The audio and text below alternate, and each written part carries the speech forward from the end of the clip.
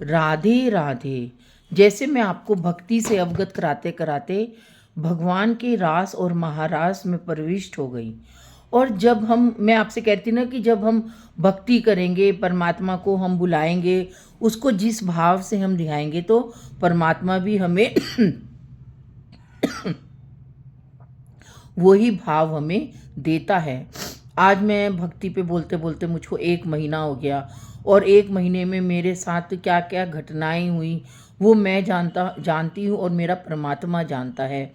मेरे को परमात्मा ने इतने कष्ट दिए, इतने कष्ट दिए कि मैंने अपने हृदय में मीरा वाली भक्ति को महसूस किया, गोपियों वाली भक्ति को महसूस किया कि गोपियाँ जब भगवान कृष्ण हमारे हृदय में आकर बंसी बजाता था तो हम तड़प उठती थी, गोपियाँ तड़प उठती थी, मीरा तड़प उठती थी भगवान के दर्शन को पाने के लिए, उसकी एक झलक देखने के लिए।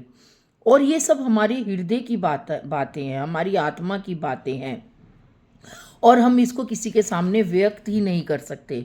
क्योंकि जो रास और महारास की जो अनुभूति होती है वो एक विरह की अनुभूति है। मैं 5-6 दिन से सोच रही कि मेरे मन में इतनी तड़प क्यों पैदा हो रही है, मेरे अंदर इतनी भगवान के प्रति इतना विरह क्यों महसूस हो रहा है। क्योंकि अब मैं राधा जी का आशीर्वाद है, तो राधा जी की भक्ति से हमारे अंदर जो विरह होता है, जो एक तड़प होती है, वो हमें राधा जी हमें अपने संरक्षण में ले लेती है, तो हमारे अंदर एक शून्यता आ जाती है, एक स्थिरता आ जाती है। लेकिन हमें जब कृष्ण की भक्ति मिल जाती है तो कृष्ण तो नटखट है, कृष्ण तो निष्ठुर है, कृष्ण तो बेदर्दी है। जब वो हमारा हाथ पकड़ लेता है तो वो हमें अपने विरह की अग्नि में डालता है, अपनी बंसी बजा बजा कर, अपनी भक्ति को जागृत कर करके। और हम समझ नहीं पाते, हम रोने लगते हैं, हम बेचैन हो जाते हैं, हमारी आत्मा बेचैन होती है कृष्ण से मिलन को, राधा रानी से मिलन को। तो मैं सोच रही कि ये वाले भाव मेरे को 8 से 10-15 साल पहले आए थे। भगवान, ये तूने मेरे को फिर से उस जगह लाकर क्यों खड़ा कर दिया। तब मेरे को एहसास हुआ कि मेरे ऊपर जो ये विपदा आई थी और ये जो कठिनाई वाला समय था, तो भगवान कृष्ण मेरे साथ साथ चले। मैं राधा रानी से कह रही कि हे राधा रानी, मेरे हृदय में इतनी कसक इतना क्यों हो रही है। तो राधा रानी ने कहा कि तेरा हाथ तो कृष्ण जी ने पकड़ लिया है, इसलिए तेरे तेरे हृदय में इतनी कसक हो रही है, इतनी वेदना हो रही है, इतनी करुणा हो रही है। क्योंकि वो बेदर्दी ही हमारे अंदर ऐसे भाव देता है। क्योंकि राधा जी तो कोमल कोमल है, राधा जी तो प्यारी प्यारी है। कहते हैं ना, अकेली गई थी ब्रज में, कोई नहीं था मेरे संग में। अकेली गई थी ब्रज में, कोई नहीं था मेरे संग में। मोर पंख वाला मिल गया है, बांसुरी वाला मिल गया।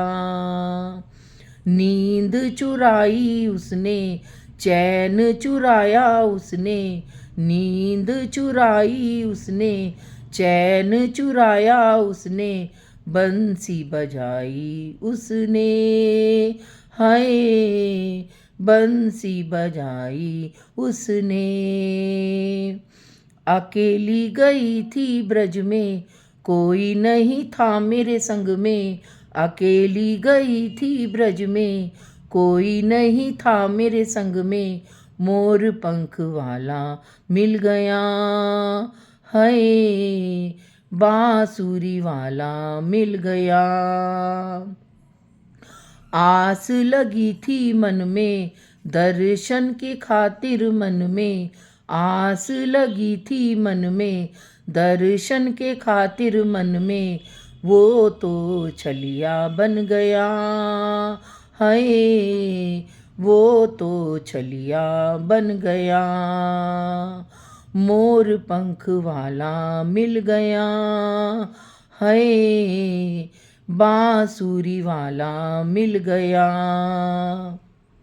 बंसी बजाई उसने, बंसी बजाई उसने, रास किया उसने हम, बावरी हम तो हो गई है, बावरी हम तो हो गई। अकेली गई थी ब्रज में, कोई नहीं था मेरे संग में, मोर पंख वाला मिल गया, है बांसुरी वाला मिल गया।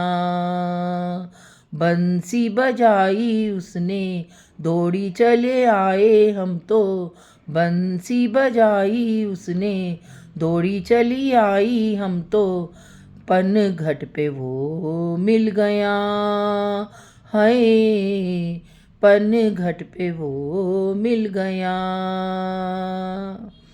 गौवे चराई उसने, बंसी बजाई उसने, गौवे चराई उसने, ग्वालों के संग मिल गया, है ग्वालों के संग मिल गया। तो जब हम ब्रज में जाते हैं, अपनी आत्मा के साथ जाते हैं, ध्येय के साथ नहीं जाते हैं, हम अपनी आत्मा के साथ जाते हैं, तो भगवान को अगर हम रास के रूप में अगर हम भगवान को चाहना चाहेंगे तो हमें भगवान उस रास में हमें शामिल करता है। हम दौड़ तो लगाएं भगवान की उस बंसी की धुन को सुने तो सरी, उस राधा की पायल की छम छम की आवाज़ को सुने तो सरी। और जब हमारे हृदय में ये बंसी की आवाज़ बजती है और राधा की पायल बजती है तो हम उस रास में शामिल हो जाते हैं। आज मैं 2-3 दिन से अपने आप को इतना मैंने आध्यात्मिकता में महसूस किया, क्योंकि मैं रास पर आज से नहीं बोल रही हूँ, मैं रास पर 25 साल से बोल रही हूँ। और रास में मेरे को कभी कभी भगवान इतना विरहित कर देता है, इतना विरह देता है, इतनी करुणा देता है, इतना वेदना देता है, इतना मुझे अपने ममर्गता में ले आता है कि मैं उस रास और महारास की गहराई को छूकर उस परम ब्रह्मा की प्राप्ति को प्राप्त कर लेती हूँ।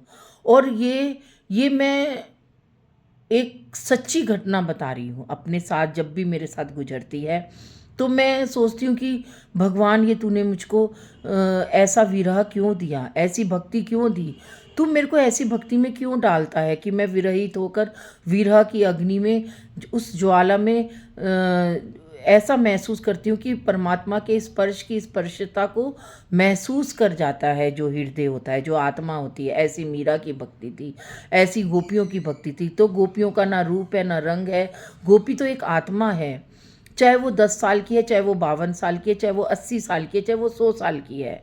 क्योंकि गोपी ना स्त्री है ना पुरुष है ना बच्चा है, तो वो तो एक आत्मा है। और आत्मा जब इंद्रियों को आसक्त कर लेती है भगवान के प्रति, परमात्मा के प्रति, तो हमारे अंदर एक रास और महारास उत्पन्न होता है। आज मैं सभी भागवत वक्ताओं की भागवत सुनती हूँ, तो भागवत का जो औचित्य है, वो उसका जो वजूद है, उसका जो लक्ष्य है, जो असली भागवत है, उसका वो क्षण प्रति क्षण लुप्त होती जा रही है। आज मैं बड़े बड़े भागवतों की भागवत सुनती हूँ, भागवत वक्त मैं सोचती हूँ कि चलो इनके मुख से मैं रास और महारास के बारे में सुनूं, क्योंकि रास और महारास को सुनने में मुझे बड़ा आनंद आता है। लेकिन मेरे को वो आनंद किसी से, वो जो रास महारास की जो परिधि होती है उससे कोई अवगत ही नहीं कराता है कि हम रास और महारास में प्रवेश कैसे करें।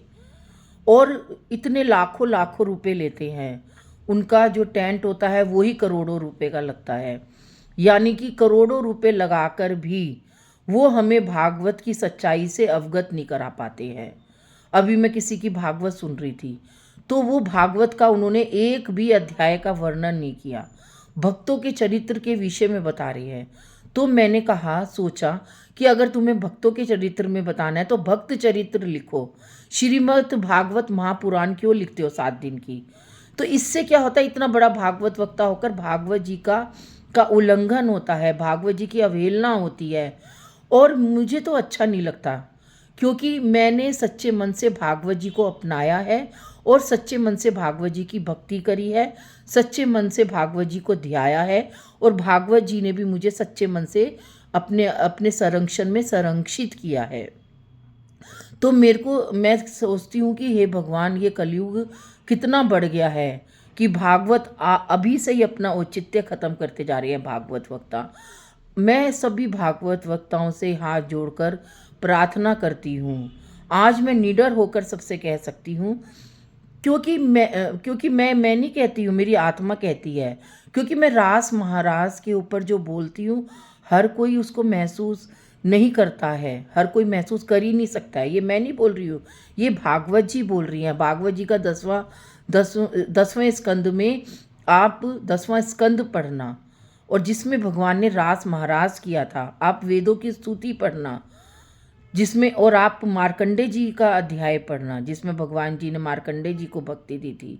मार्कंडे जी ने कैसे सृष्टि को देखा था, और भगवान के हृदय के अंदर जाकर सृष्टि को देखा था, भगवान के मुख के अंदर प्रवेश होकर देखा था। तो मैं कहती हूँ कि भागवत जी के उन चरित्रों को समझाओ, जिससे कि हर कोई भागवत की महत्ता को जान सके, पहचान सके। ठीक है, आप भक्तों के चरित्र को भी सुनाओ, लेकिन उसको अलग रखो। भक्तों के चरित्र को नाम दो कि हम ये कथा कर रहे हैं इस भक्त के ऊपर, लेकिन भागवत जी को कह रहे हो तो भागवत जी कहो। जो एक 7 दिन का एक नियम है, उसमें अध्यायों के अनुसार हर अध्यायों को समझाओ, उसकी रहस्यता को समझाओ, भक्ति को समझाओ, ज्ञान वैराग्य को समझाओ, धुंधकारी को समझाओ, गोकर्ण महाराज को समझाओ, राजा परीक्षित को समझाओ, और भगवान ने जो जो अवतार लेता गया, भरत चरित्र को समझाओ, प्रिय व्रत को समझाओ, मनु शतरूपा को समझाओ, कैसे सृष्टि का उद्भव हुआ, कैसे भगवान ने सृष्टि करी। तो हम ये सब चीज़ें तो बताते ही नहीं हैं आजकल के भागवत वक्ता। बस एक भक्त का चरित्र ले लेते हैं, बस उसको ही 7 दिन तक उसको करते रहते हैं, भजन गा लेते हैं। और यंगस्टर क्या होता है कि यंगस्टर उन्हीं यंगस्टर के साथ जुड़ जाते हैं, क्योंकि वो भजन सुनते हैं। भजन भी क्या होते हैं, फिल्मी धुन पर होते हैं उनके भजन। तो यंगस्टर को क्या चाहिए आजकल, और उसी को ही वो भक्ति समझते हैं, उसी को ही वो अपना भागवत जी समझते हैं। तो मैं सोचती हूँ कि आज आगे आने वाले 5-10 साल में तो भागवत को कोई समझेगा ही नहीं, खाली भजनों को ही भागवत का स्वरूप समझेंगे। तो भागवत जी को अपनाओ। भागवत जी, अगर किसी को भागवत सुननी है, अगर किसी को आज के समय में भागवत में प्रवेश करना है, तो गीता प्रेस की श्रीमद् भागवत महापुराण अपने घर में लेके आओ, और खंड क और खंड ख लेकर आओ, जिसमें संस्कृत एक तरफ है, हिंदी एक तरफ है। फिर आप उसका अध्ययन करो, अपने चित्त में, अपने हृदय में, अपनी आत्मा में भगवान कृष्ण को बसाओ, राधा रानी को समझो, और उसकी शक्ति को, उसकी भक्ति को समझो, राजा परीक्षित को समझो, वेद व्यास जी को समझो, धुंधकारी को समझो, भक्ति को समझो, ज्ञान वैराग्य को उत्पन्न करो। जब तक भक्ति और ज्ञान वैराग्य हमारे हृदय में उत्पन्न ही नहीं होंगे, तब तक हम भागवत की गहराई, भागवत जी की रहस्यता, भागवत जी की उपलब्धता, भागवत जी का महत्व हम समझ ही नहीं पाएंगे। आज के लिए इतना ही। राधे राधे।